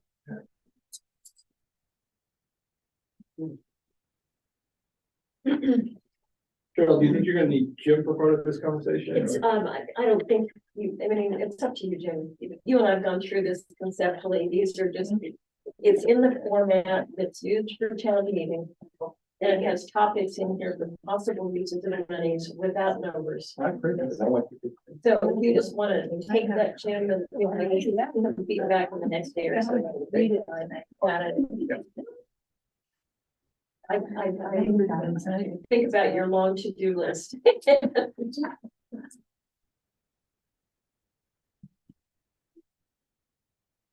I can, just point out what's here and that similarly, as a handout, and this is something Andy, you also printed out. I sent you this afternoon, last year's letter from the board to go to the town meeting book. And I sent you a draft of one for today, and it's the draft that I brought you in hard copy. And you're gonna pass that out to you. Well, he's great. For the letter to the community, you know, we provide, it's just a general informing everybody letter. I'd encourage you to look at the one we put in the book last year for contrast. Yeah. And, and just read it and send me individually editorial suggestions. And I don't, my notion is that we won't finalize these things until the next meeting. You want us to send an editorial? You got the same date, but they You go. almost just keep going. Yeah, there you go. But, I have one question. Sure, let's, get everybody. Okay. What's the question? I have a question on Article 9. Oh, so we're looking at the articles, okay? Is that okay? So, Article 9 I thought was covered by ESSER. What I did, is I wasn't sure whether everything we're hoping for from Esther would actually be covered. Oh, that Okay. reminds me, we're supposed to, that's our next topic on the agenda. Yeah. Maybe we should do that kind of quickly. But let me explain that I wasn't sure that we'd get the 2 roofs done. Okay. I wasn't sure that we'd get the security area enhanced out there. So as a start, I put them in here with, and thinking that if Esther covers it, great. And one strategy is to tell the public, oh, well, you don't even have to worry about this. Well, I think the other piece is that as you may end up having maintenance in other areas of the building that need to be done, and if you have reserves, I would always recommend to boards to put money aside for, you know, maintenance in the future and upgrades, because, you know, Stuff we- happens. we may do an upgrade, for, you know, a security enhancement at the you know, but then the next bad guy goes and does something and law enforcement changes their strategies of what we should do, and then you may need to want to do it. So if you have a reserve, you always have that ability to do that. Or I'm trying to think, you know, just something in this room that you might want to change out. If you have reserve, you can always make those maintenance. Okay. So, but yes, we have ESSER projects that will cover some of this. Okay. So I could describe for you in general what's here, or we can just go into questions. Marty's better than that, whichever is your preference. Well, maybe you should sort of give us Just the really overview. briefly, yeah, okay. So again, this is in the format that we need for town meeting. So it begins with this to hear the report. When we get to town meeting, each of the board members will be there, and we tend to divide up the articles. And each one of us would move an article orally for the town meeting. And then we would tend to be the one that might be the first to respond to questions, just so you know. So each one of us has a voice during the town meeting. The second Article 2 is standard, giving us the authority to borrow money if needed. 3 is the one that is the actual budget figure that we don't have, that's right in the range of 5.3 million at this point in time. I think we need to add back in compensation to school directors, and we had a brief discussion about this before. It's customary, and I think this is the figure that we had before. I think it was 800 a couple of years ago. I think it was $800 per director, 1,000 for the chair. We can, none of this is final. I'm just trying to point out to you what is here as a working draft. I put in to install a solar energy array and or other renewable energy sources, and using funds from the 21 budget surplus. The 21 budget surplus has been audited. That figure is 1,062,000 something. No, that's 21. We're still waiting for 22. Okay. And so the 21 budget surplus was not only audited, but it was approved by the Union Elementary Board that we would get that portion of the larger surplus that came from that year. So we're looking at allocating about $1 million. And that's mostly what this page is doing. Although I began to suggest, and I'd like us to think about, whether we also include uses of 22 monies, not yet complete, not yet audited, is likely to be finished before town meeting, but I'm just not sure strategically whether it makes sense to include it here now or to wait. But so I did a little bit of a mixing of it. So Article 5 is the beginning of the solar array idea or other renewable.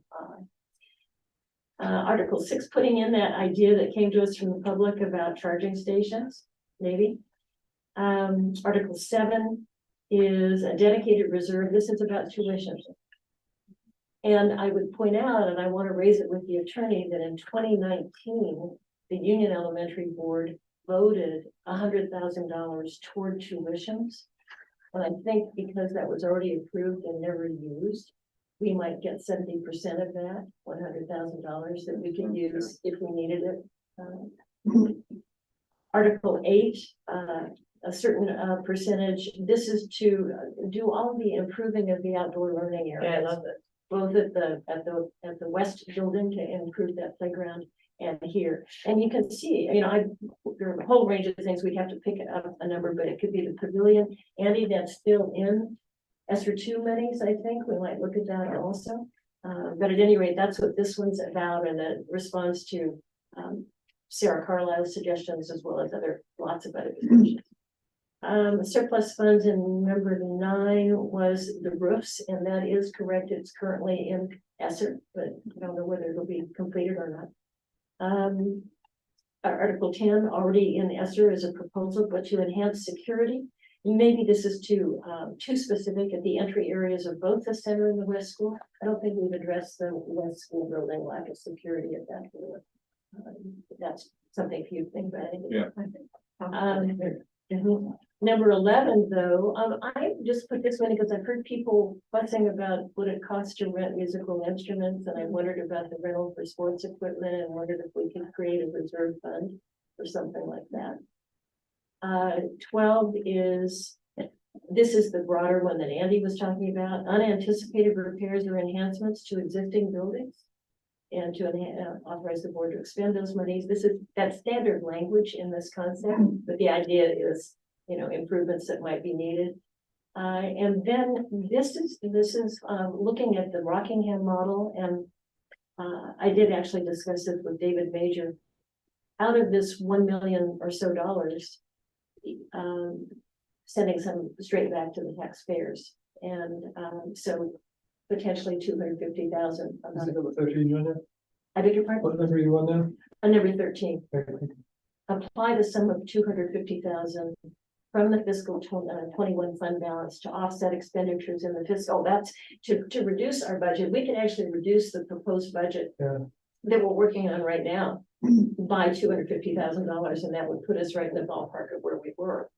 And then the next one is to direct another $200,000 toward the next year's budget. So, and then the last 15 is standard language. So the question for you guys is, what's missing? Are there things in here that shouldn't be here? But I did try to capture what we've been talking about. Yes. could we maybe combine like 12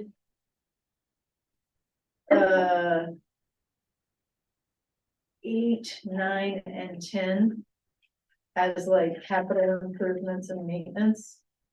And then, or is it, I guess, is it best to be specific, or can you combine them? We could, at town meeting, there'd be a lot of discussion about, well, what's in that number? And so kind of, we'll have to think about this a little more, but a mix of some things that are real specific and they can get their handle on. I see, okay, It was probably what I was thinking about. okay. So some of like number 9, that you might want to consider is, we anticipated that, Esther is gonna cover X amount of dollars on a roof project, but if you decide to put solar arrays on the roof and you're gonna need to come in and do infrastructure, there may not be, because the ESSER monies are all over the SU, and so what was anticipated as a $250,000 project could go to $400,000, and you gotta come up with that money somewhere. So it could, that would help offset some of those kind of thinkings, and then people know, okay, it's going to the roof. It's just as Cheryl was saying, it's not like some people think like, oh, there's a slush fund now, and they like to know exactly where it's going, kind of thing. Just anticipate. Yeah, that's right, because I have a question that makes tees up and then No, I think you were first. Go ahead, John. number 7, I think it sounds like we're saying if Rockingham charges us 21 grand, we'll pay the difference out of this fund. I know they won't, but is that what they were saying here? If somebody charges us more than our tuition rate, we'll pay the difference? That's saying if you get a whole bunch of kids moving into school and you weren't prepared, you allocated, let's say you wanted to, you're gonna hedge your bets and you're gonna go with $880,000, not the 1.3 million. Right. And because you want to set your budget and you want to move forward, and so you hedge it there, and all of a sudden we were wrong, and so now it is 1.3 million, you've got some money left there. Or if you got the 1.3 million and 5 families moved into town here and they're all 7th and 8th graders, you didn't anticipate those kids, so it gives you money to. Yeah, great. In which case, I think the phrase variations in charges is ambiguous. I think you should say numbers of students, variations in numbers of students. Let's add it up, yeah. Because that is something to. I think you probably want to look at the language you've used over time. And This isn't part of the language that came from previously when we did this, but I know it's odd. So, Variations but I will say, I'm gonna run all this by the attorney. Yeah. Okay. Yeah. As much as I would like to have an EV charging station half a mile from my house, I think it might be cost prohibitive. They're level 3 charging stations, like $100,000 to install. And so that would just be one. Which, there. yeah, a level 3. What's a level 3? A level 3 are the super fast charger ones, the ones that charge up. So what to- is- just ran an extension cord out here. Yeah, that's a level 1, and that's like a trickle charge, and you basically can't go anywhere on that. And then there's level 2s, which are less, they're considerably less, but it takes hours and hours still. It's the level 1s are the ones that have the fast charge. Or level Oh. 3, I have sorry, one level at my house, like I have just a 240, 200. 240, which is level 2. I think. Yeah, and it takes like an hour and a half to charge our car. But is yours fully EV? Yeah. It is? Which is, It begs the question, who's paying for us to fill up somebody else's tank? We would, Why no, would we do that? no, I think we don't pay for it. Do we? no, the energy that it would take to fill Oh, the You tank. pay for it, Keith. So unless You might get a rebate somewhere in the back end, but you're paying up front for it. it's got charge cards, we wouldn't want to pay for the stuff. Yeah, do we wanna, I mean, that would be like a perk for faculty. Yeah, and a staff. level 2 is much less expensive, so that could be an option. Do a level 2 now. It was free for us, or Green Mountain Power gave us the charger. Yeah, I just put it in to my garage. Well, if they'll do that, then they'll. I mean, I don't know, it's not a freestanding situation, it's, nothing was run from the house, it's just 240 in our garage. I don't know, So let me back up to say, this is the general approach. Sorry. This is what's customary for town meeting. yeah, Take a look and again, see what's missing or what might not be included. If there are ways to combine, that's fine. We're not making a decision tonight. I just wanted to bring you this. Was anybody interested in the speed signs? That was one thing that Sarah had We can't mentioned. do that. I don't think. Yeah, I didn't think that was our. Or speed bumps. Okay, so we can't do I that. didn't think that. We've tried to get the speed limit lowered in this town forever and they won't do it. Things like that. Even when it's lowered, I do want speed bumps in Westminster. I did ask the Putney Central School how they got those solar speed signs and I Oh, did, solar. and I did get an answer, which was that it was through some kind of a grant through the state and they had no say at all. They didn't ask for them. The, like, Yeah, that, somebody put them in, they really didn't have anything to do. but do you have They're flashes great, out here during actually. school days? You don't have flashers at all? Yeah, right, you should. You should, because you have to, and because if you're in a, like, if you go to the middle school, there's flashers that flash, that it lowers the speed limit. For, because during school hours. No, that's the town and the state, Right. depends on what it is. I mean, So we do not. I think state no. like you should have a school zone sign right out here. There isn't. There's not. I can go outstate. Please. Well, it depends on if it's a state or a town road. This is a longer meeting than usual, given all the things that we have going on. A couple of questions, though. We have one more action item. I know that. And do you want to, just send suggestions, think about it over the next few days? Do you think we need a special meeting between now and the 19th, which is week after the next? I mean, this would, I thank you for putting this together, Cheryl. This looks really good. Yeah, it looks awesome. A special meeting would be to set the civics committee, wouldn't it? And to dive further into these articles and Well, to the budget. Fill in these X's, right? Yeah. Numbers. Yeah, okay. Yeah. So I guess I would ask that we and maybe anticipate a special meeting, Next week. but not set a date, like not, like you can say, like, we're gonna think about it on this day, but if we don't have the information back, I don't know if it'll be useful to have it, I guess is what I'm saying. If But we if you did wanna- have one, I would say toward the end of next week, so the meeting could be warned. We It could be either that or early the next. and we need 24 hours on a special. Okay. Um, All of that makes sense there? Okay, good. And let's do the final action item, once you set the context for us. Sure. Andy, and then we'll develop our motion. So, under ESSER, when you do projects, construction project, you go for concept approval. A concept approval is essentially, hey, we got this neat idea. We think it's a COVID-related issue and we want to use ESSER funds. You send it up to the state. It's basically a pre-approval. The state reviews it. The state says, yeah, we think that fits the bill for ESSER.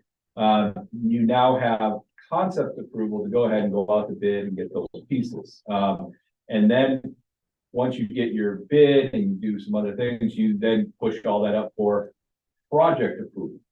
Once you get project approval, you can then go knock holes in walls or do whatever you want to do. So,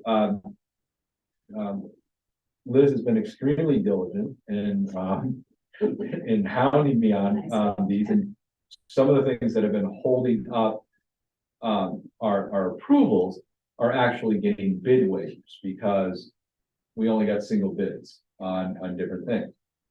But one of the items that is needed to finally get project approval is the board needs to approve not the expenditure of money, but approve that we can actually come in and do the work on your buildings.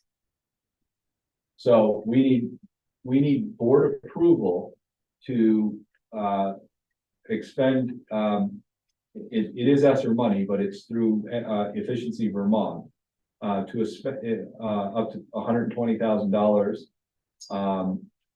Let me back up. So we need board approval for the Efficiency Vermont to do the HVAC system here at this building, which can't exceed $120,000 because that's the loan or the grant. And then we need board approval to expend $77,760 on the west for the roof out there. So we're not asking for the expenditure, but that's what those are the bid approvals that we have.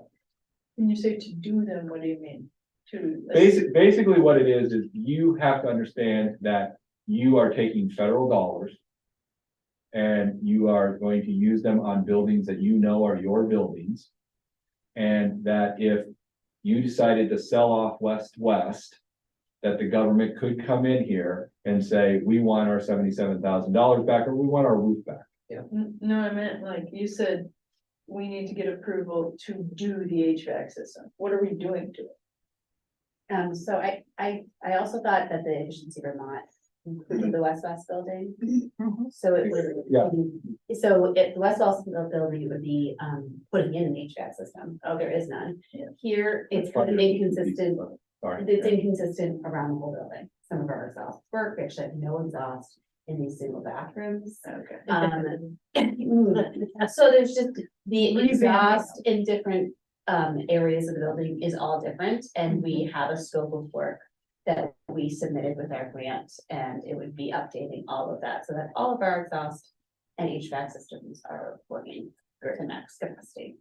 Yeah, thank you, because when I was adding up the numbers, I was like, why are there two different sets of Yeah, numbers here? yeah. And I was doing it quickly, so. And You're saying the With the- motion to say yes to. Right, I want to make sure the language is clear. We just, I looked up because we've done this with other boards, it literally just, we approved this project. All right. So that's really what we're looking for. I move that we approve the work that has been proposed under these two projects.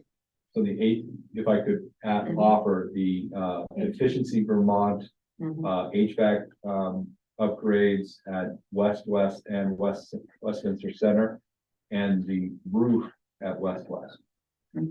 Second. is it the roof at West and? No, it's just West. We had to break the project.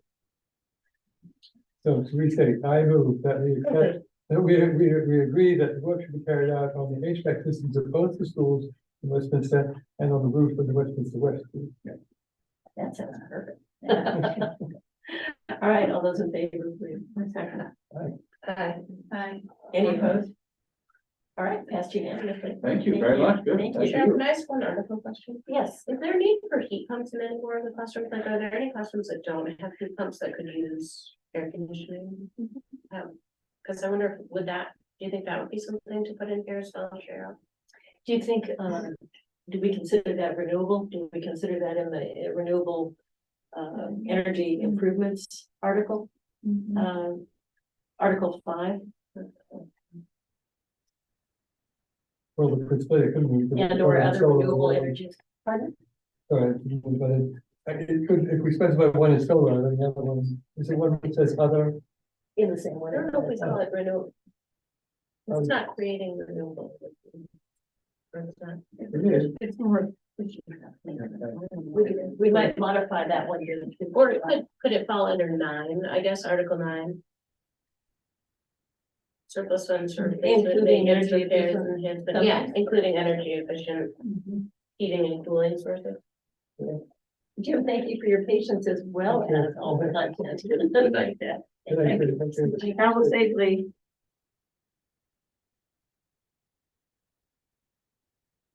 So something like that on 9, we'll add the energy efficiency. Okay, that's fine.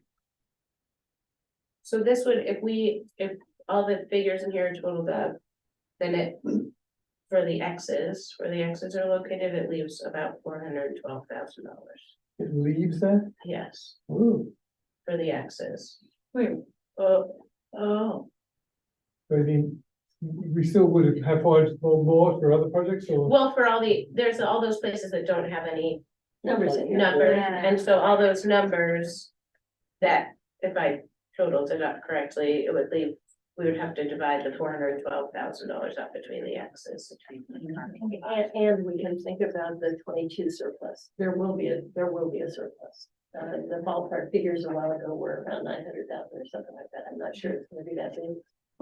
But that would we have to worry about that now or not until next? Well, I'm trying to figure out what's the best approach to that, to tee it up now or to wait another year. I certainly, we got to receive this money as revenue because we were not officially started again until July 1. And that's why a 21 surplus, we can take action on now, because we didn't exist until July 22. Okay.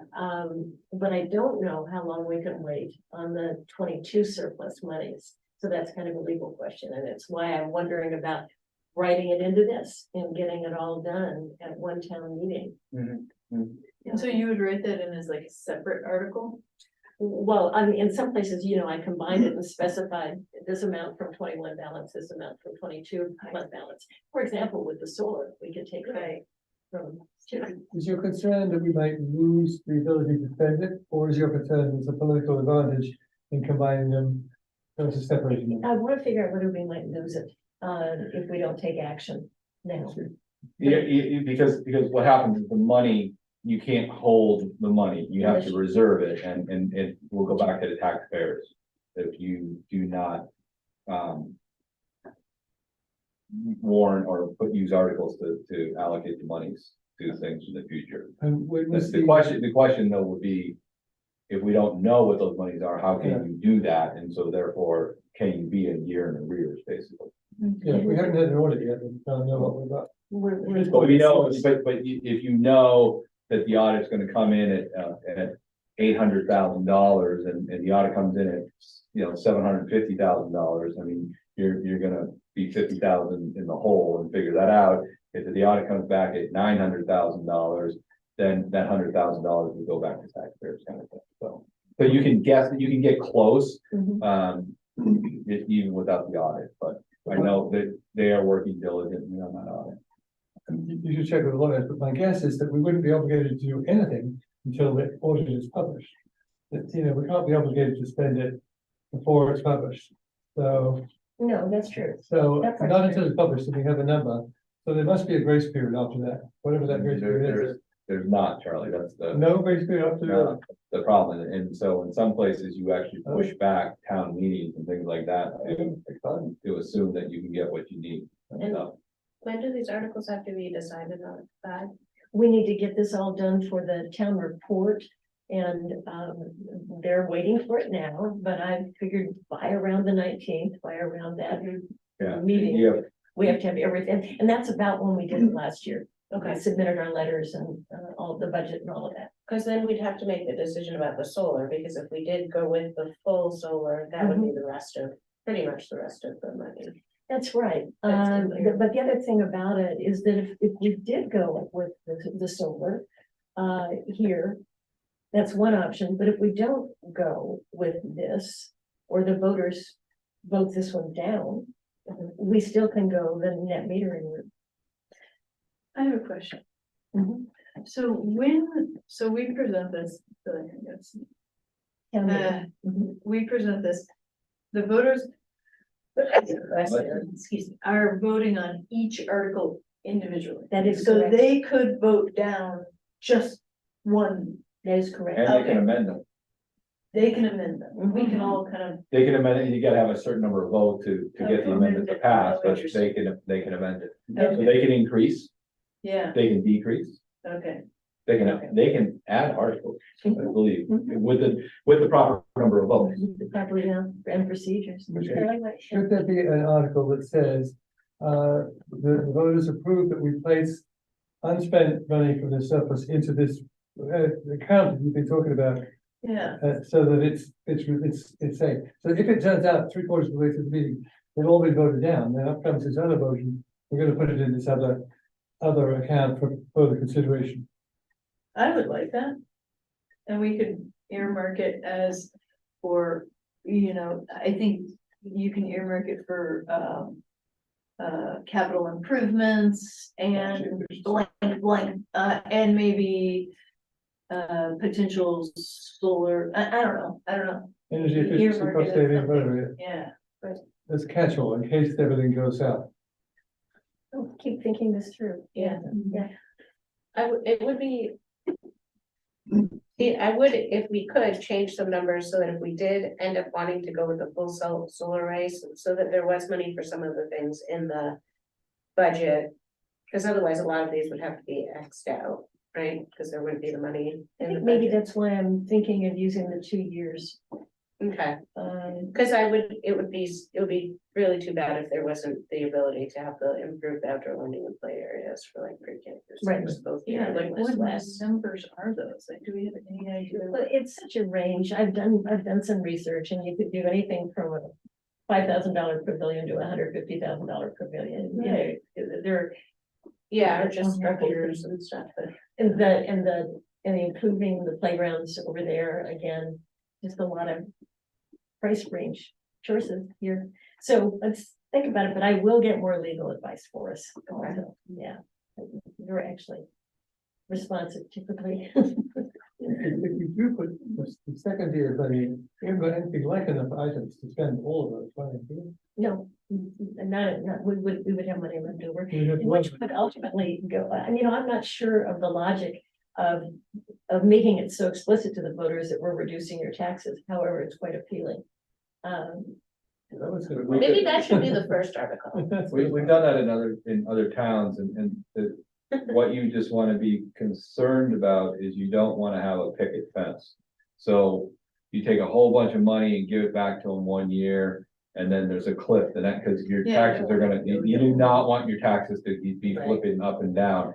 And so if you have some reserve, it's always, you know, to put a little bit aside to help the taxpayers is always something that's suggested. But you don't wanna like, you know, going 200, 250, 200 is, that's, you don't wanna go 400,000 and 50,000, because if you don't have, We actually ran the numbers. So Jim, when we were looking at, when Cheryl and I met with Jim and we were looking at how much the taxes would go up with our current proposed budget. It's actually quite a lot. It's like our taxes, I think the most recent one that he handed us was less than last time. It was not 20%, but it was close. It was like 18% that our taxes are gonna go up.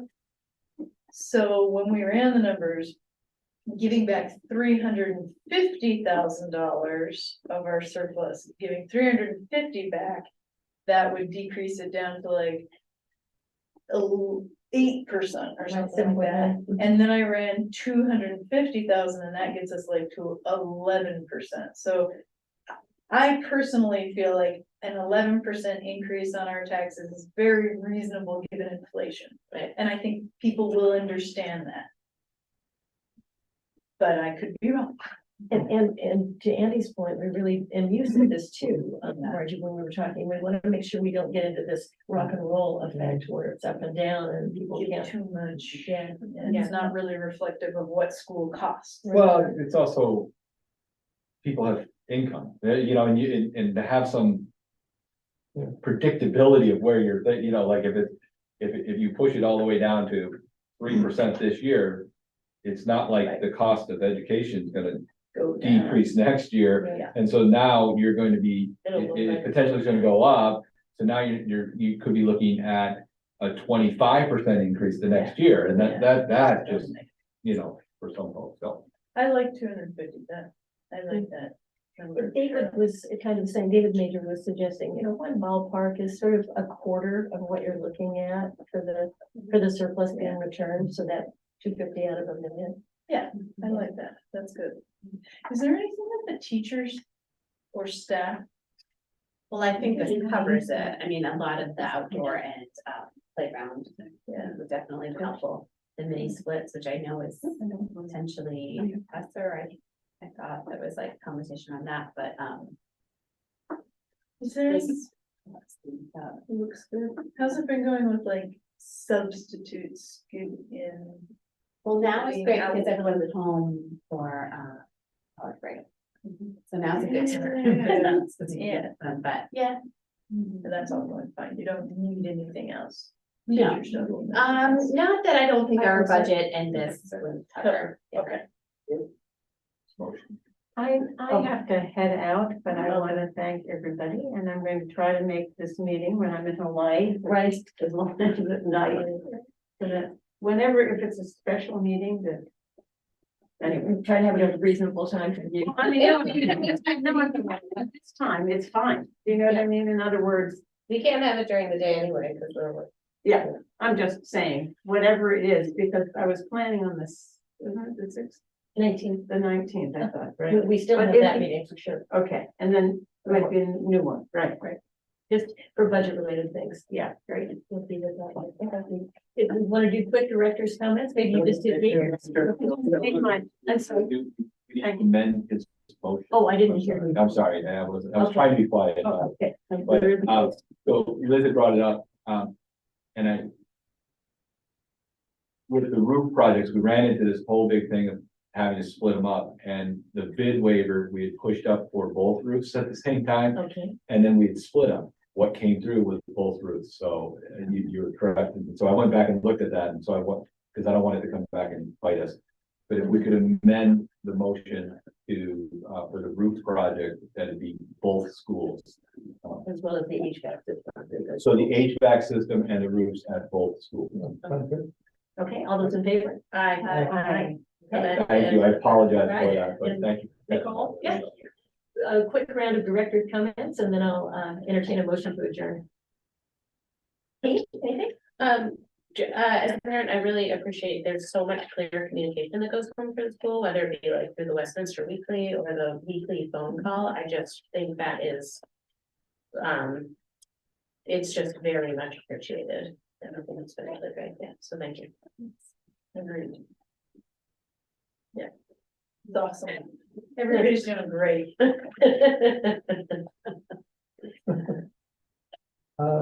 I just really alarmed by this uncertainty about how we set tuition rates, so I'm looking forward to nailing that down. Yeah. soon. Well, I second that. yeah, I mean, it's, you know, the conversation is great and I know that Jim does a lot of work, but we really need to figure that out. Yeah, and thank you. everybody. right. Well, enjoy. Thanks, everybody. I appreciate everybody's patience with this process and thoughtfulness. So, meeting adjourned at 8:10. Thank you, everybody. Yes, if anybody